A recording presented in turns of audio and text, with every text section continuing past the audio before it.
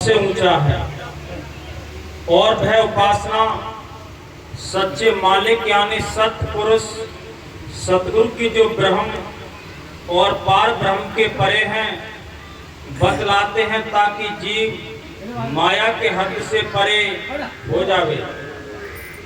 सच्चे साध की गति। हेलो महर्षि संतों ने लिखा है ये 84 जूनियों में सबसे अव्वल जूनी मिली है मनुष्य जीवन। इसमें बैठकर हम उस मालिक से बेनती कर सकते हैं, प्रार्थना कर सकते हैं। ये काम इस मनुष्य जीवन के अंदर बैठ के हो सकता है। संतों ने लिखा है कि वो सारी दुनिया का दाता है। हम सब मांगते हैं, चाहे बेशक कोई गरीब है, चाहे कितना बड़ा एक उद्योगपति है, हर एक इंसान अपने बिजनेस, अपने कोई सर्विस या खेती बाड़ी जो भी करता है उसमें सफलता पाने के लिए वो उस मालिक से बेनती करता है। बेनती करने के अपने अलग अलग तरीके हैं। बहुत सारे मतांतर हैं, धर्म हैं, पंथ हैं। जैसे जिसकी समझ में आती है वैसे वो प्रार्थना करता है, ऐ मालिक मुझ पे दया कर दे। ये संसार दुखों का घर है। यहाँ हर एक इंसान सुख चाहता है, हर एक इंसान उस सुख की तलाश में है। जिन सुखों से उसको शांति मिले, संत कहते हैं हम वो अनजाने में वो सुख मांगते हैं जो शारीरिक सुख होते हैं। हम क्या सुख मांगते हैं? बिल्डिंगें हमारी अच्छी बन जाए, जमीन जायदाद ज्यादा हो जाए, समाज में हम मान प्रतिष्ठा प्राप्त करें, हमें सब सम्मान करें। ये बाहर के सुख मांगते हैं। ये सुख किसको सुखी करते हैं? इस काया के लिए। हम सब बेखबर हैं। ज्यों ज्यों हमारी काया क्षीण होती चली जाएगी, ये सुख जो बाहर के हैं ये भी धीरे धीरे हमसे दूर होते चले जाएंगे। संत कहते हैं ऐ इंसान तू भूला है इन भूल भुलैयों में। ऐसा भी कोई सुख है इस बॉडी के अंदर, जो इस बॉडी को चलाने वाली करंट है, इस शरीर को चलाने वाली जो आत्मा है, उसका सुख क्या है? उसका सुख है भजन करना, राम नाम का धन इकट्ठा करना, परमात्मा का धन इकट्ठा करना। ये आत्मा का सुख है जो यहाँ भी काम आता है, परलोक में भी काम आता है। जो आपने सामाजिक सुख इकट्ठे किए हैं, ये सुख आपसे धीरे धीरे छीन लिए जाएंगे या आप इनको छोड़कर चले जाएंगे। कोठे बंगले बड़ी मेहनत करके आपने बनाए हैं, उनको आपके हिस्सेदार, आपके दावेदार वो टुकड़े कर करके बांट लेंगे। जमीनों को, मकानों को, जो भी है धन संपत्ति आपकी सब छीन ली जाएगी। इस राम नाम के धन पर कोई भी दावा नहीं ठोक सकता।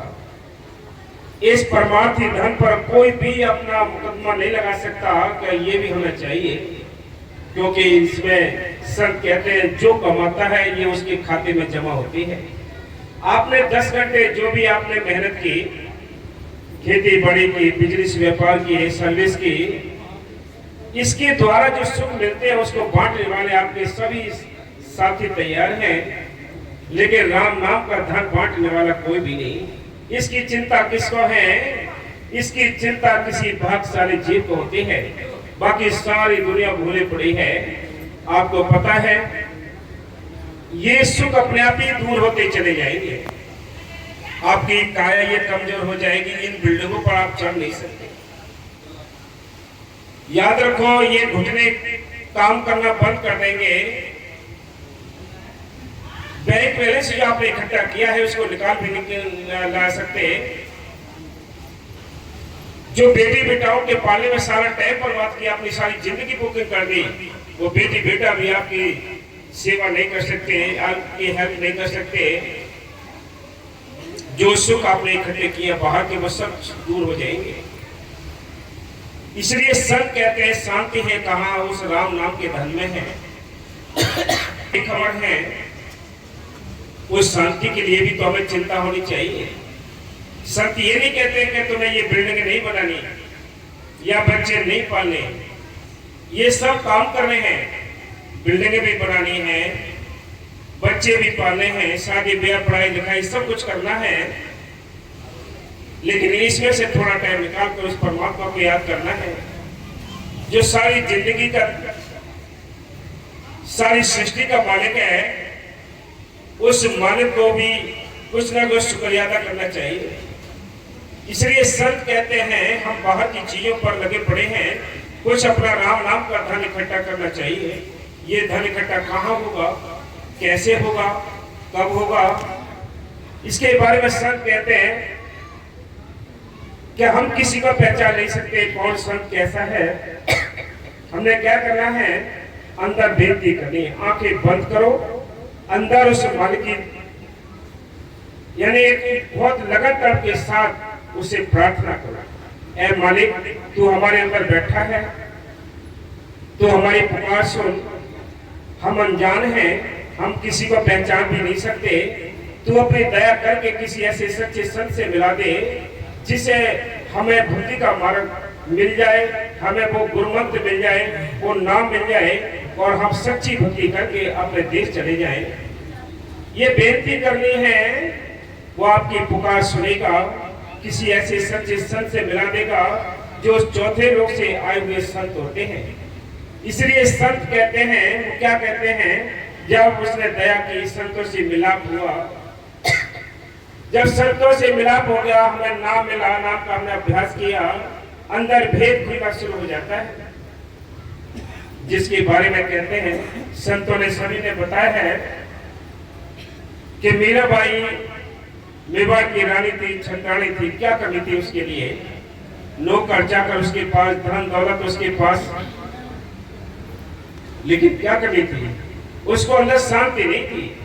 भाई उसके पास तो बहुत माया थी, लेकिन अंदर शांति नहीं। शांति की तलाश में मौके के संतों की तलाश की, मौके के संत मिले रविदास, उनसे नाम मिला, नाम का अभ्यास किया, अभ्यास करने के बाद जो अंदर तसल्ली मिली, उन्होंने अपने एक पद में लिखा है, पायो रे मैंने नाम रतन धन पायो, जिसको पाए दुख सुख बोले ऐसो धन पायो, खर्च उला खत्म नहीं होवे, दिन दिन बरस रवायो, जिसकी चोरी कबहू न होवे, ऐसो धर्म न पायो, पायो जी मैंने नाम रतन धन पायो।